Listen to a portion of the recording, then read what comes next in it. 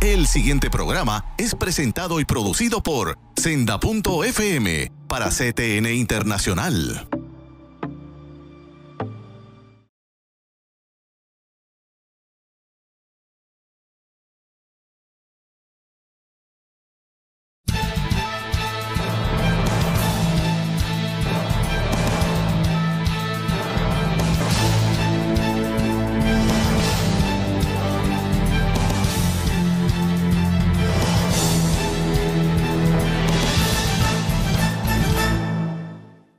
Saludos amigos de Alerta Cristiano, una vez más con ustedes Eduardo García Resach, abogado en la práctica. Ya me estoy empezando a retirar, pero gracias al Señor estamos todavía aquí, retirándome de la práctica legal.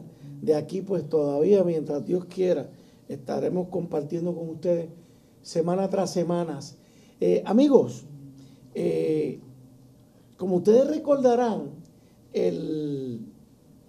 los últimos 3 programas previos a la Navidad, el tema que el doctor Sullivan y yo abordamos en nuestras conversaciones teológicas fue en torno a la figura de Jesús y le titulábamos Jesús humano y o divino. ¿Y por qué tocábamos ese tema? Porque tanto el pastor Sullivan y yo entendíamos que la figura de Jesús es fundamento, definitivamente. Yo creo que nadie lo puede dudar. Lo que sí ha llegado a cuestionarse es si Jesús es divino, si Jesús es humano, si es parte de la Trinidad, si era un profeta. Y yo creo que en aquellos 3 programas esto quedó bastante claro, que ese fundamento debe y tiene que permanecer firme si es que nos llamamos cristianos. Ahora, ¿qué sucede? ¿Qué nos mueve? ¿Qué nos mueve cuando entramos a un tema como ese? Obviamente, tengo que presentar a mi invitado, que ya ustedes imaginan que es el doctor Sullivan, teólogo, hermano cristiano. Doctor Sullivan, bienvenido. Gracias, Dios le bendiga y buen día. Amén. ¿Por qué seguimos esta serie de programas? Y el último, que fue el primero que hicimos este año, comenzamos con el tema de supuestos que informan y deforman nuestra fe. Hoy estamos en un segundo programa en esa línea de pensamiento porque queremos ir abordando esos supuestos, pero también queremos atender la historia. Entonces, ¿qué sucede? Nos mueve el hecho de que las bases fundamentales de la fe cristiana están siendo desplazadas. Y que ante esa amenaza, para entender ese proceso de erosión en la cultura y en la iglesia, hay unos factores que debemos analizar, entender, sobre todo cuando estamos hablando de que la iglesia se va secularizando. Miren esta lectura con la que voy a comenzar el programa de hoy. En Marcos 16:15 vemos la palabra que nos dice: id por todo el mundo y predicad el evangelio a toda criatura. La pregunta que tenemos que hacernos es: ¿cuál es el evangelio que estamos predicando? ¿Estamos siendo fieles a los fundamentos, al real evangelio que transmite la palabra de Dios? ¿Cuáles son esos factores que están destruyendo la base misma de nuestra sociedad? ¿Qué es lo que está en peligro? Es posible que ustedes piensen: Eduardo, pero es que ¿qué tiene que ver la iglesia con los fundamentos o los factores claves de la sociedad?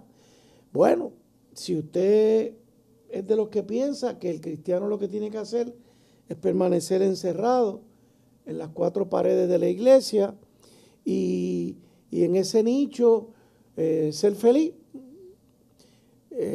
permítame decirle que pronto pues usted va a recibir un buen jamaquión, porque si los mismos fundamentos de la iglesia están siendo erosionados, ¿qué va a suceder con el resto de la sociedad? Cuando la iglesia ha sido tan importante en nuestro desarrollo social. Entonces la pregunta es, ¿le corresponde a la iglesia proteger esos fundamentos? ¿Está la iglesia protegiendo sus fundamentos? Así que, pastor, yo creo que con esta introducción vamos a ir poquito a poco. ¿Le parece? Sí, y me parece que yo pensando de cómo ilustrar esto de otra forma, imagínese el partido en su plataforma, que uno es leal al partido y que el partido decida, vamos a ceder el principio de nuestro partido, el que sea, independencia, vamos a cederlo. ¿Qué sería la respuesta suya como uno que apoya un partido? Sí. Imposible, ¿cómo la estadidad o esto? No, ¿cómo que la vamos a ceder? Porque si la cedemos no hay partido. Esos son los fundamentos de ese partido. De eso es lo que estamos tratando con la fe cristiana. Me encanta esa ilustración. Porque la sociedad norteamericana y por largo tiempo gran parte de Europa se fue desarrollando su identidad, sus valores, sus principios, su construcción social, religiosa, cultural y política, fundados sobre los principios bíblicos del Antiguo y Nuevo Testamento, sobre la cristiandad, desde el cuarto siglo. Entonces, hoy lo que está en juego en la sociedad que llamamos post-cristiana, secular, lo que estamos identificando es que estamos viviendo en un tiempo que las estructuras, especialmente educativas, que son las que marcan las pautas de cómo la cultura se define, se mueve, se transforma. Mire que digo la universidad moderna, no la iglesia. Entonces, en las fuentes modernas, posmodernas de la universidad, están en un proyecto intencional y militante de deshacerse del fundamento bíblico cristiano o judío cristiano. Es intencional. Quieren destruir esas bases. Y esa base va más allá que simplemente la iglesia. Es la base de toda estructura social, diaria, cotidiana de un pueblo, de una nación. Ese es el proyecto. Correcto. Entonces no es poca cosa. Entonces nuestra intención es ayudarnos a entender cómo es que la universidad, como el instrumento mayor de deconstrucción de nuestra sociedad, y la quiere reemplazar ¿con qué? Porque no se queda en un vacío. Es un proyecto de introducir otros valores anticristianos, antibíblicos, con gran intencionalidad. Correcto. ¿Cómo nosotros como iglesia y pueblo entendemos qué es lo que está en juego aquí? Porque si esas bases siguen destruyéndose, la historia misma nos enseña que todas las otras grandes civilizaciones anteriores a la civilización fundada por los valores y principios judío-cristianos cayeron en caos y desaparecieron. Y fueron su impacto en su propia cultura fue opresión y destrucción y la esclavitud del ser humano. Correcto. Entonces, mucho está en juego aquí. Demasiado. Y aquí, ¿cómo podemos apreciar una perspectiva amplia de lo que está en juego aquí? Nada más que vamos a traerlo a Puerto Rico, la universidad. Entiéndase todo lo que usted entiende que es la universidad, desde la UPR, la Interamericana, la Universidad Católica, etcétera, etcétera. Las universidades que se llaman cristianas. Las universidades que se llaman cristianas. los colegios que no son universidad, pero también usan el Yes. término, y ya ustedes saben, ¿qué permea la educación de un pueblo? Hoy en día, la universidad. ¿De dónde surgen los maestros del sistema escolar puertorriqueño? De la universidad. Específicamente los que estudian pedagogía. ¿De dónde surge todo el pensamiento que circula en Puerto Rico a nivel público y privado en términos de iglesias, universidades? De las universidades.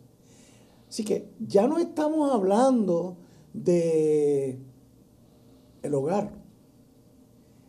En el hogar usted puede tener unas particularidades. Ahora estamos hablando de la educación masiva a todo el pueblo, el que va y el que no va a la universidad. Porque el que no va a la universidad recibe los principios que el gobierno mueve.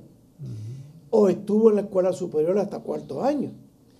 Así que, amigo, mire la correlación que tiene o la importancia que tiene el sistema universitario en la educación en términos de valores. Y le pregunto, pastor, esto no siempre fue así. En aquellos tiempos no existían las universidades. Sí, lo que existían cuando uno mira el desarrollo de la pedagogía, filosofía pedagógica, si miramos dentro del contexto europeo, Grecia, los grandes pensadores, filósofos griegos, ¿verdad? Que la formación de la sociedad fue el fruto del pensamiento de ese élite intelectual. La academia, la estoa, las diferentes expresiones de enseñanza griega. Ajá. Que esos son los que van a tener la influencia. Por ejemplo, pedagogía. ¿De dónde viene pedagogía? Del griego. El pedagogo del maestro del griego. Correcto. Esto viene todo. Entonces, en esa cultura que al fin se destruye, inmoral, ¿ok? Porque cuando uno mira más de cerca la sociedad griega, era una sociedad inmoral. Se mueve entonces, vamos a mirar rápido al asunto romano, de nuevo. ¿Quiénes son los elites? Son los filósofos, los poetas, ese elite que va a marcar y desarrollar la cultura y sus valores. Y esos valores, entre ellos, matar a los hijos recién nacidos. Wow. Esto ha sido una introducción, hermano. Vamos a continuar por esta línea que lleva el pastor Sullivan, el doctor Sullivan. Así que hacemos una pausa. Alerta cristiana.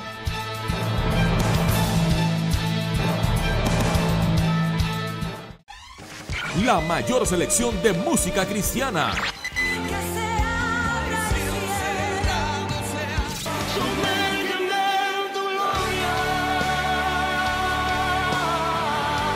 La mayor selección de música cristiana. 24 horas la tienes aquí en Senda FM. Sonido que levanta y restaura. Conéctate y únete a nosotros a través de las siguientes redes sociales. Síguenos en twitter.com/WandaRolón. Búscanos en facebook.com/Apóstol Wanda Rolón. Véanos en youtube.com/WandaRolón. Y también nos sigues a través de Instagram @WandaRolón o a través de nuestra página web www.alaba.org.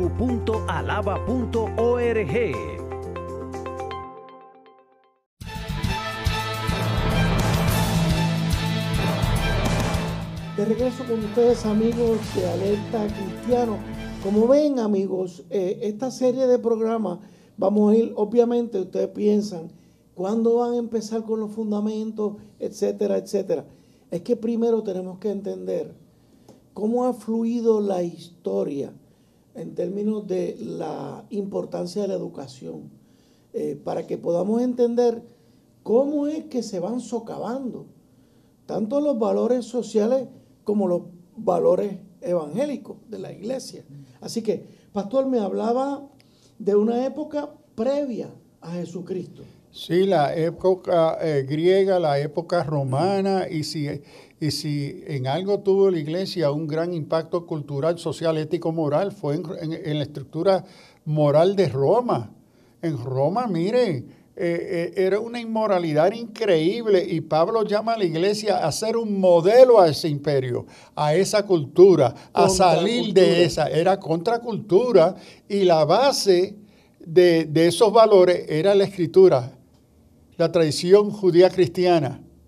Esa es la base y Pablo los llama, sal de la vida pasada a esta, que haya una transformación de su entendimiento. Es la introducción de unos nuevos valores basados en la escritura, no en las culturas greco-romanas paganas, y su destrucción y daño al pueblo.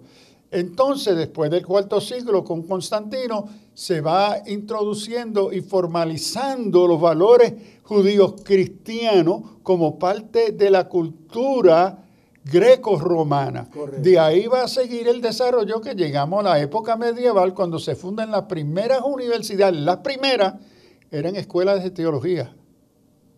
Las escuelas de teología. Primero, las primeras universidades. Exacto, eran primero en los monasterios.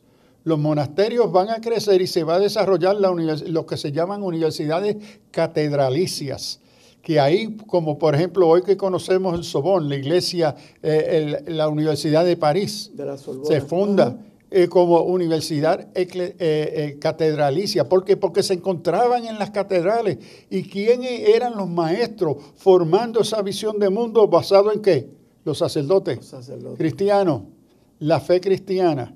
Entonces, en la época medieval se va a desarrollar toda una filosofía, una pedagogía basada en la teología, a donde la teología era la reina de las ciencias. Pero entonces, ¿qué sucede? La iglesia, para bien o para mal, porque hubieron unos desastres de parte del testimonio de la iglesia en la sociedad, pero se fundan esas bases por siglos, desde el IV siglo en adelante. Cuando llegamos al siglo XVI, en el mundo de la universidad surgen los grandes científicos como Newton y otros. Que eran cristianos. Creyentes, Copérnicus, creyente, Galileo, creyente, y por ahí siguen. Pero entonces la universidad sigue teniendo una énfasis, pero el énfasis pedagógico se fundaba sobre los principios judeo-cristianos, la fe cristiana. Correcto. Ese era el fundamento de todas las disciplinas de estudio. Todas partían del supuesto de la autoridad de la palabra.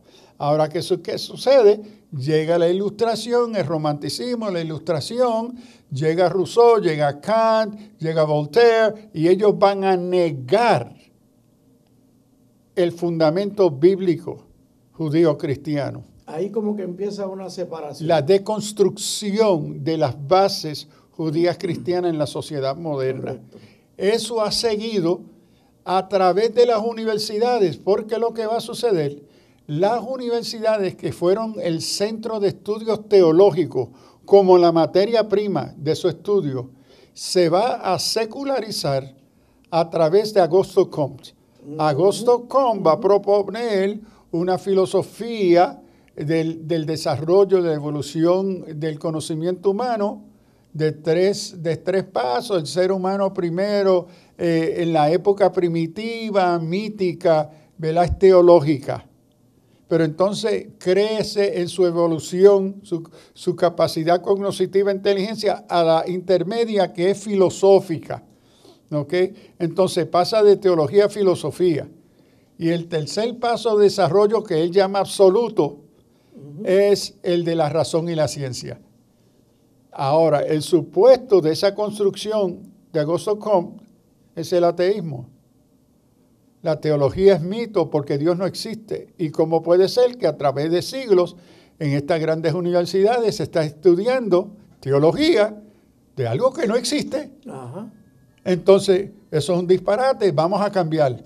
En vez de enseñar teología, vamos a cerrar los departamentos de teología y vamos a abrir departamentos de religión. Que no es lo mismo. No es nada de los mismos. Los tres supuestos fundamentales del estudio de lo que se llama en alemán Religionsgeschichtliche Schule es, primero, no hay ninguna religión que propone o tiene un Dios verdadero, o el único Dios. Ahí se fue Jesucristo. Ninguna religión tiene un libro sagrado que es superior o mayor que los otros. En las otras religiones, ahí se fue la Biblia. Correcto. ¿Ok? Y no hay ningún salvador particular, Jesucristo. Correcto. Entonces, los fundamentos y los supuestos del estudio de las religiones descartan de entrada el lugar de la fe cristiana. Lo pone dentro del foro del pluralismo, de la coigualdad de todos los dioses, y que la religión es una invención nuestra. Correcto. ¿Ve? En sí no tiene ninguna fuente divina. Es un total desplazamiento. Y eso sucede, todo eso viene a través de la universidad, porque es la universidad que prepara a tus maestros, los futuros gobernantes, los futuros, es decir, es la universidad que va alejándose de la fe cristiana y destruyendo las bases de la sociedad que está fundada sobre esos valores. Correcto. Y hoy estamos viviendo, por eso hoy se conoce que estamos en la época de la historia de la iglesia, en la época post-cristiana, en su filosofía, en su cultura secular, que ya los principios y los supuestos filosóficos, teológicos, culturales, sociales, que parten de esa base cristiana de la sociedad, se niegan, y no solamente se niegan, se rechazan militarmente para desplazarlo con otros valores. Por ejemplo, que el cristianismo y la sociedad cristiana, a través de los siglos, parte de la importancia de la verdad, que nosotros somos capaces de conocer lo que es verdad. Uh-huh. Hoy el proyecto de deconstrucción postmoderno es que las verdades todas son relativas.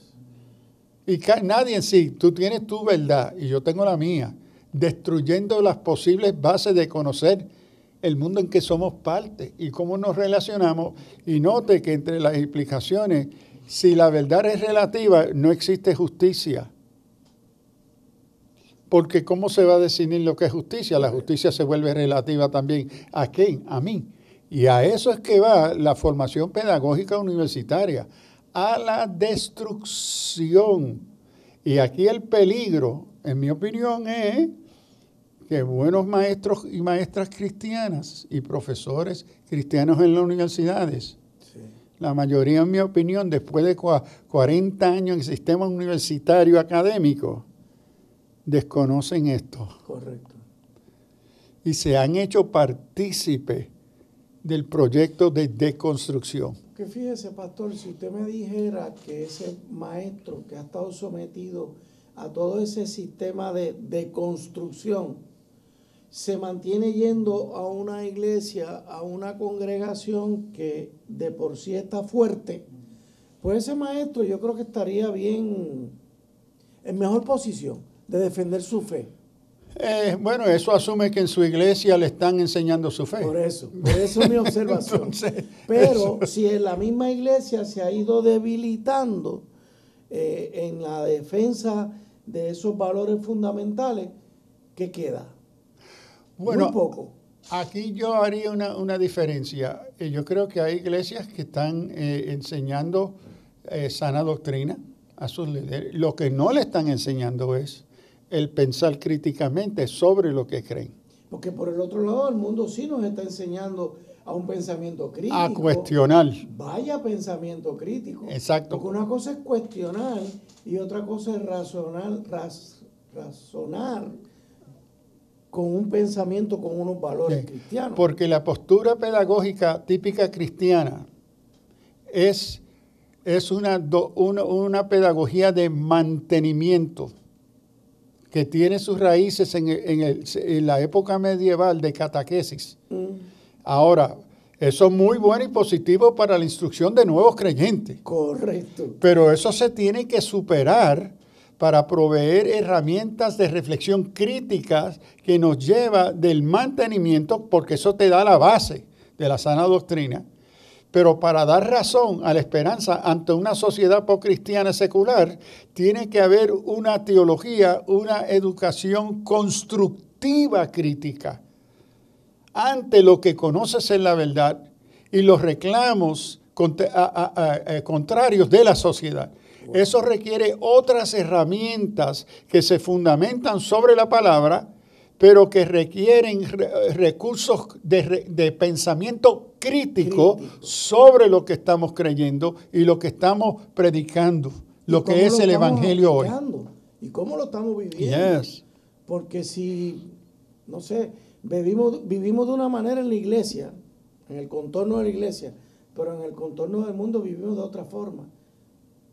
Primero, que estamos siendo hipócritas, falsos. Y segundo, ¿qué contrapeso le estamos haciendo o qué contracultura le estamos haciendo al pensamiento universitario?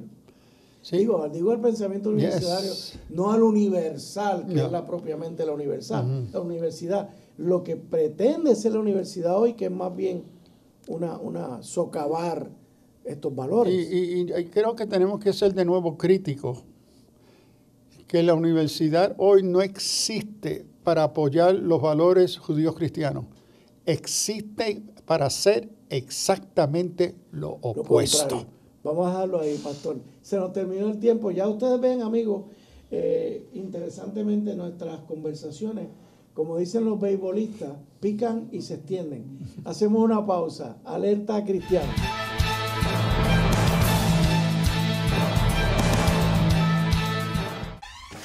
La mayor selección de música cristiana.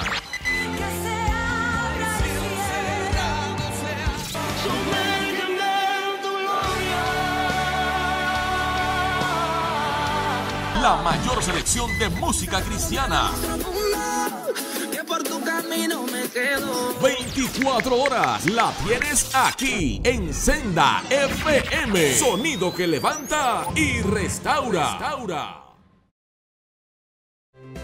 Conéctate y únete a nosotros a través de las siguientes redes sociales. Síguenos en twitter.com/wandarolón. Búscanos en facebook.com/apóstol Wanda Rolón. Véanos en youtube.com/wandarolón. Y también nos sigues a través de Instagram @wandarolón o a través de nuestra página web www.alaba.org.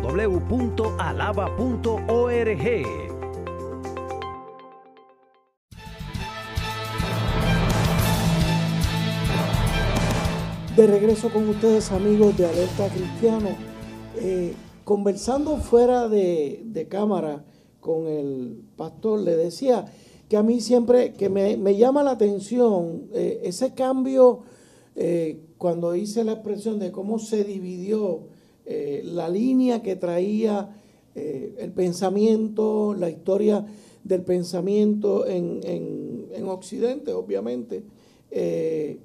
La figura de Juan Jacobo Rousseau, uno de los filósofos líderes que dio base a la Revolución Francesa, y cómo de allá para acá, él mismo decía que la sociedad tenía que desligarse a toda estructura externa a ella que la oprime. Y a esa estructura que él se refiere es a los valores de la iglesia, a los valores judeocristianos, porque él entendía que el hombre era bueno, mientras la iglesia dice, nuestros valores dicen que el hombre es pecador. Voy por la línea, pastor. Sí, Rousseau y otros, y esto va a seguir con Kant, va a seguir con Hegel, va a seguir con otros, que el supuesto que ha formado la sociedad contemporánea de Rousseau es una sociedad fundada sobre valores judíos cristianos, la Escritura. Y entonces, entre las críticas que se van a hacer es que ahora el pensador de la Ilustración se va a ver como bueno, va a rechazar el supuesto bíblico, que aunque Dios no ha creado su imagen y semejanza bueno, por el ejercicio de nuestra voluntad, tenemos una naturaleza humana pecaminosa. Uh-huh. Y entonces el pensamiento moderno, Rousseau y otros hasta hoy, niega esa antropología. Dice no, somos buenos. El problema no somos nosotros. Otros pensadores junto con Rousseau y más tarde van a decir, mira, el problema es que los principios cristianos han creado los problemas porque nos acusan de ser pecadores. Porque si la fe cristiana no nos hubiese enseñado que el adulterio es pecado, no hubiese ningún problema adulteral. No estaríamos en problemas de hacer el mal o que el robo, etc. Entonces el problema son estos tabuses religiosos. Esa palabra es bien clave. Y es clave para la psicología, porque entre las tareas fundamentales en el desempeño de la consejería psicológica es cómo yo te voy a ayudar a superar los tabuses. ¿De qué? El tabús de sentido de culpabilidad. ¿Ve? Entonces, cuando uno pregunta, pero ¿qué es la fuente de ese tabús? ¿Ve? De culpabilidad o de vergüenza. La fuente es Dios, que nos hace sentir culpables. Por las Escrituras. Según ellos. Entonces, lo que tenemos que hacer es ayudarte a superar los mitos de los tabuses religiosos judíos cristianos para superar este sentido de culpabilidad, el sentido de temor, el término de juicio sobre tu vida. No. Esos son mitos. Vamos a destruir esas bases. Ahora, a lo que te van a introducir, especialmente en la psicología analítica de Jung, te vamos a introducir a nuevos dioses paganos. La nueva mitología pagana demoníaca. Vamos a reconstruir, una nueva religión, y esto está en el libro negro de Carl Jung, a donde él entra, ¿ve? Entonces, ahí vamos a tomar y redefinir estos valores religiosos, desplazando los valores cristianos, judíos cristianos, con nuevos dioses de la mitología pagana. Correcto. Entonces, que asume que tú eres bueno y que puedes ser divino. Que el ser humano se mueve a través, cuando uno mira la simbología y la mitología de Carl Jung, él está proponiendo que el ser humano se mueva a idealization, acercarse a un Dios. Idealización, ok. ¿Ve? Entonces, esto tiene sus raíces en Rousseau y otros que van a negar que son pecadores, somos buenos. El problema es que estas instituciones externas a nosotros, que ejercen este poder de definir valores, principios, verdades, justicia, son opresoras, nos oprimen porque no nos permiten ser lo que nosotros queremos ser. Sí. Nos restringen nuestra libertad. Yo lo estoy escuchando y estoy pensando en qué ejemplo le puedo presentar al país, a nuestros oyentes, videntes, que ejemplifique eso. Recientemente tuvimos un alcalde en Puerto Rico que le falló malamente al pueblo, a su pueblo, al que lo eligió alcalde, que había ganado por una gran mayoría. Y cuando lo cogieron en pifia, como decimos en el campo, se le pregunta y dice, si ustedes entienden que yo les fallé, yo les pido perdón. Él nunca hizo, no voy a decir el acto de contrición, él nunca reconoció su error. Él nunca reconoció que había malversado fondos. Él nunca reconoció, se declaró culpable. Es interesante. Se declaró culpable y sabe Dios a qué lo van a sentenciar, pero nunca reconoció que le falló al país. Eso me llamó la atención a mí, su respuesta. Si usted se siente incómodo por lo que ha sucedido, pues yo me disculpo. No le dijo al país, Puerto Rico, te fallé, hice mal, estoy profundamente arrepentido, creo que lo puedo hacer mejor. Y yo creo que esto es un ejemplo de lo que usted está trayendo, pastor. En buen ejemplo. Yo cuando estuve, me llamó la atención la respuesta que él dio. Si a alguien ofendí. Es decir, lo que yo hice, no, mira. Y esa es opinión suya si lo ofendí. ¿Ve? Es decir, no es violado un criterio, una norma que todos reconocemos, Sí. se debe de respetar. Y entonces, para rematar, lo vemos en fiestas posteriores, celebrando la Navidad de una manera como que aquí no ha pasado nada con su señora. Oiga, una figura pública. No hay vergüenza. Usted lo ha dicho al punto que yo quería llegar. Como decía mi abuelo, ya no hay vergüenza. No hay vergüenza. O sea, aquí nadie se sonroja, aquí nadie se siente incómodo por lo que ha hecho. Y eso me lleva de nuevo a los criterios fundamentales en la consejería, en la psicología. Que eso en las primeras cosas que ese consejero psicólogo quiere ayudarte a superar tus sentidos de vergüenza. Porque lo que crea el sentir de vergüenza es relativo. Es una imposición mítica, religiosa, impuesta por otros valores que te hacen daño, que imponen sobre ti, limitan tu libertad. Tú ser la persona que tú quieres ser, el sentido de culpabilidad. No, esos son mitos, son cuentos de hadas. Yo como buen psicólogo, y note cómo en la psicología se le atribuye dos elementos que son falsos. Que la psicología es neutral.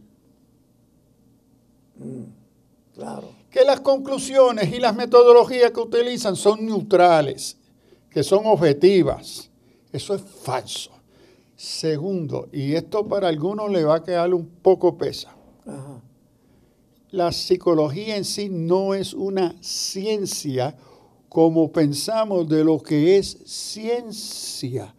Hay 5 diferentes usos del concepto de ciencia. Y el concepto de ciencia, por ejemplo, como la medicina, la biología, la matemática, esas son ciencias puras. La psicología no es una ciencia pura, es una ciencia relativa, subjetiva, que trata con la subjetividad de la diversidad de la experiencia humana. De la conducta humana. Y cómo yo como humano me relaciono e interpreto, porque no lo conozco, lo interpreto, lo que tú estás sintiendo y qué valor o no valor tiene. Claro. Hay una subjetividad tan fundamental a la psicología, pero se habla como si fuera ciencia y se le atribuye el carácter de ser neutral, que ese psicólogo o psicóloga son neutrales en relación a valores. ¡Embuste! Eso es una gran mentira. Okay. La psicología está plena, llena de supuestos de valores y de lo que ellos creen es bueno y malo. El genio de Jung en su psicología analítica es que él reconocía en sus escritos que sus categorías tenían que sonar científicas para ser aceptadas. Que tenían que sonar como científicas. Y él reconocía que no era una ciencia, pero que el proyecto de él, y él lo trata muy bien, tanto en el Red Book como en el Libro Negro, él trata bien su proyecto de reintroducir una nueva religión para desplazar las bases de la religión judía cristiana. Y él comparte eso claramente con Freud en una carta que le dice, compañero Freud, tú estás equivocado, tú eres ateo, tú quieres destruir las religiones, no es posible. Lo mejor que podemos y es mi proyecto, dice él, es desplazar la religión judía cristiana con otra religión pagana. Sin así llamarlo. Sin así llamarlo, porque hubiese sido rechazado. Lo introduce en la universidad, en todos los cursos habidos y por haber, y entonces vemos a una sociedad cambiar. Amigos, hacemos una pausa y nos dirigimos ya mismito al cuarto segmento. Alerta Cristiana.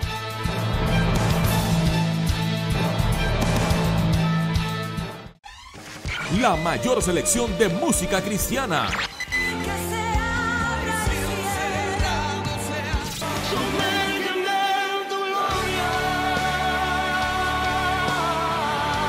La mayor selección de música cristiana. 25 24 horas la tienes aquí en Senda FM. Sonido que levanta y restaura. Conéctate y únete a nosotros a través de las siguientes redes sociales. Síguenos en twitter.com/WandaRolón. Búscanos en facebook.com/Apóstol Wanda Rolón. Véanos en youtube.com/WandaRolón. Y también nos sigues a través de Instagram @WandaRolón o a través de nuestra página web www.alaba.org.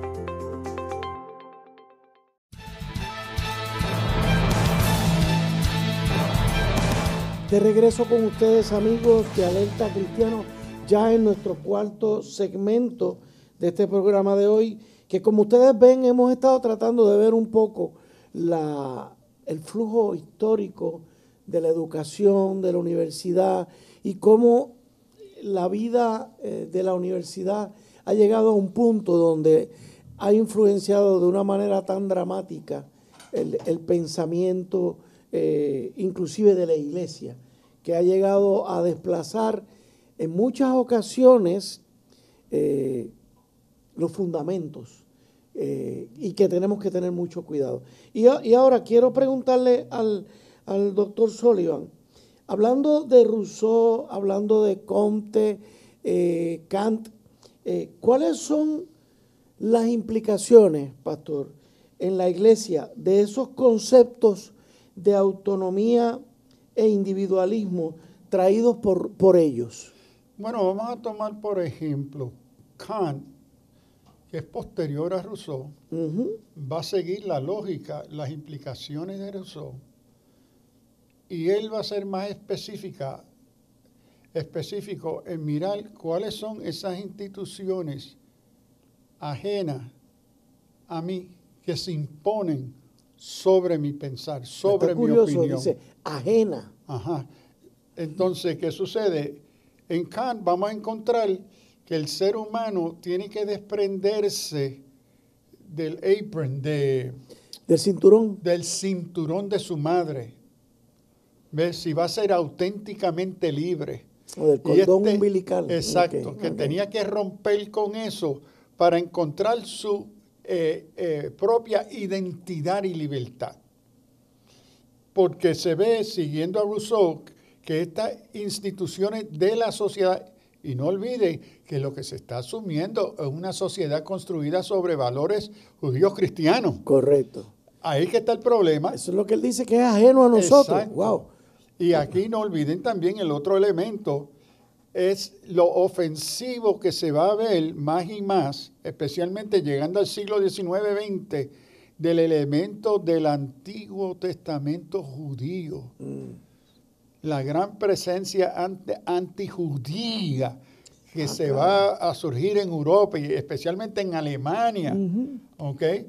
Entonces, esos son los valores que tanto Rousseau y Kant van a ver que son opresivos, que se imponen, que interrumpen la autonomía del individuo en la sociedad, de ser de veramente independiente, libre. Entonces, eso lleva a particularizarse, moviéndose de las estructuras sociales, culturales, sociales y políticas al individuo.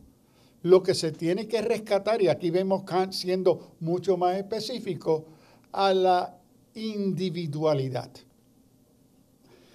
Que yo rescato, reconozco quién soy cuando me independizo de todas estas cosas que imponen valores, principios, etcétera, que quieren definirme. Yo me tengo que liberar si voy a ser de veramente libre. Ahora, no olviden que todo este vocabulario y retórica de libertad, entre otras cosas, llegó de la Revolución Francesa. Claro, ¿qué libertad? Que mataron a millones. Libertad, fraternidad. Y ofendieron. Y mire qué cosa. Contra las estructuras de la iglesia se construye un altar a la diosa de la razón. No es que no hay Dios, es que se construye otro. Que va a ser, vamos a ver, hasta más opresivo. Porque ese Dios creado por los líderes del pensamiento libre, de fraternidad, libertad, E igualdad. van a destruir y matar a miles que se opusieran a su opinión. Correcto. Entonces, se va a mover hacia el mundo del individualismo, que es lo que estamos viviendo hoy más que todo. En un libro, Paul Truman habla y dice él que la sociedad a través de la historia se ha movido de la sociedad filosófica política, Aristóteles y otro, Platón. Pero se mueve entonces, en la época medieval se va a mover a la nueva sociedad religiosa, con la iglesia, los ritos. Entonces se da el fundamento de la religión cristiana. Pero entonces dentro de su fundamento surge la nueva era del ser humano o la sociedad económica, del dinero, de la prosperidad, que va a marcar la identidad y el propósito de la existencia. Antes de eso fue la religión espiritual, antes de eso fue lo filosófico, lo político. Pero ahora, él dice, estamos viviendo en la época del ser psicológico, el mundo del individuo, del self, del individuo, de la autonomía, la individualidad, la privacidad, que destruye comunidad. No hay comunidad, porque el nuevo ser psicológico vive solo. Entonces, lo que define su mundo es él mismo. Ahora, este individualismo es uno de los elementos seculares, paganos, que mucha de la iglesia cristiana ha bautizado como un valor cristiano. Y lo que ha sucedido de la influencia tan grande de la modernidad, el individualismo, la autonomía, la independencia, la libertad, se ha impuesto sobre la lectura del texto bíblico. Entonces, hoy el lector moderno, Sí, incluyendo gran parte de buenos cristianos, sí. utilizan el criterio de la individualidad para redefinir toda la Biblia. Dios se convierte, por ejemplo, y aquí hay una media verdad, es decir, yo doy gracias a Dios que Él me salvó a mí. Él fue al Calvario y murió por mí. Gloria a Dios. Eso es verdad. Sí, Gracias a Dios. sí. Pero es una media verdad. No captamos que la muerte de Cristo en la cruz fue por el mundo. Por el mundo. Y me toca, se extendió esa gracia redentora a mí en el hecho de ser parte de ese mundo. Pero el ser parte desaparece del discurso. El concepto de comunidad desaparece. Entonces, esto tiene una influencia tan destructiva en cómo la iglesia vive y se comporta. Cuando se asume que la individualidad es bíblica, destruye el concepto de adoración. Adoración en la Escritura siempre es comunitaria. Pero hoy llegamos al templo y no hay ningún sentido de concientización de comunidad. Y tenemos un corito que nos encanta cantar. Yo no sé a lo que tú viniste, pero yo vine a alabar a Dios. A mí no me interesa porque está aquí. A mí no me importa porque esto está aquí. Yo estoy claro por qué yo estoy en el templo hoy, porque yo vine a alabar a Dios.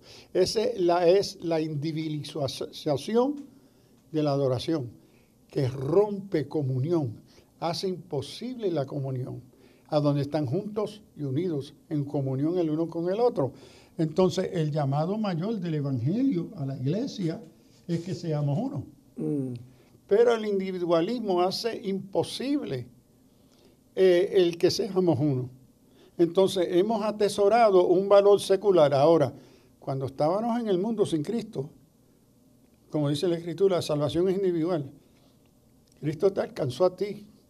Pero cuando naciste de nuevo, Él te puso dentro de un nuevo cuerpo de Cristo, a donde somos miembros el uno al otro, no individuos, miembros, porque somos un solo cuerpo. Entonces, en el nacer de nuevo, debe de haber desaparecido el espíritu de la individualidad que destruye la comunión de los santos. Claro. Lo que hay es una convivencia entre relaciones personales. Uh-huh. Y es por eso que el Espíritu Santo se revela en el Nuevo Testamento como la persona. Como Dios es persona que se relaciona con su creación, uh-huh. Como Jesús es persona que se relaciona, se encarna y se relaciona. Uh-huh. Ahora el Espíritu Santo es dado a la iglesia. Note, lee su Biblia con cuidado. No es dado a individuos. El Espíritu Santo fue dado a la iglesia reunida. Y en carácter de ser miembro del cuerpo de Cristo, la iglesia, te haces partícipe de la relación con la persona del Espíritu Santo.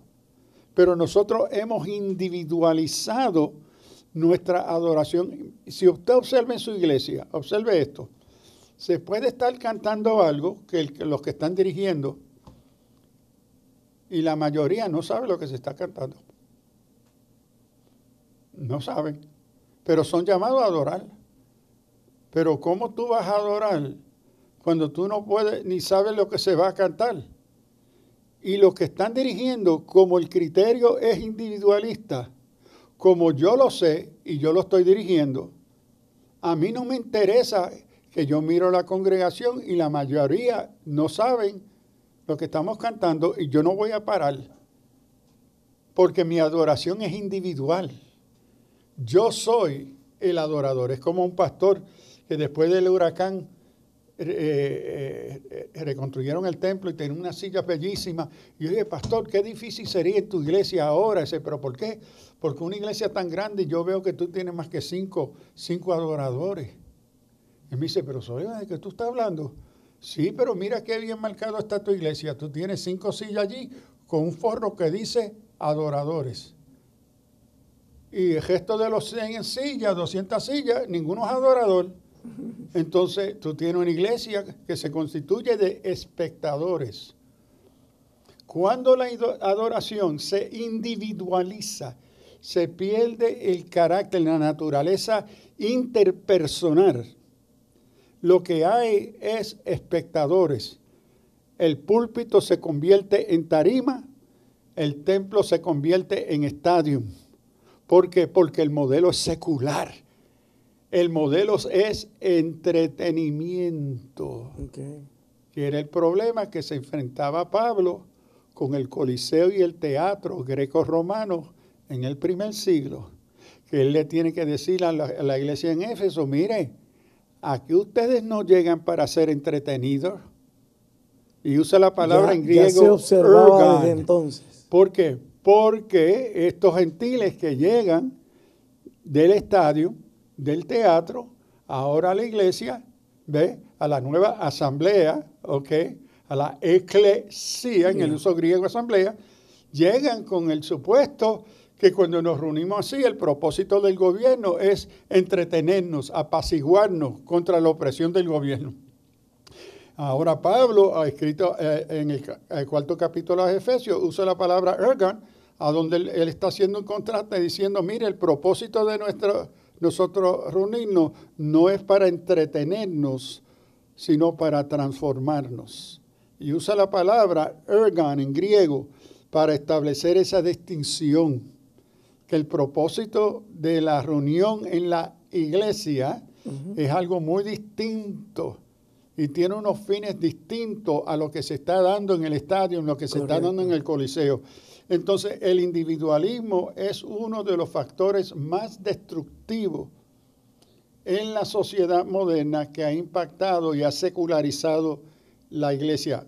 Entre las otras implicaciones, hoy tenemos que se llaman, con todo respeto, se llaman ministerios, pero no tienen ningún vínculo con la iglesia. Son asociaciones independientes. asociación de evangelistas, de profetas. ¿Ve? Ellos no viven independientes, desconectados, ¿ve?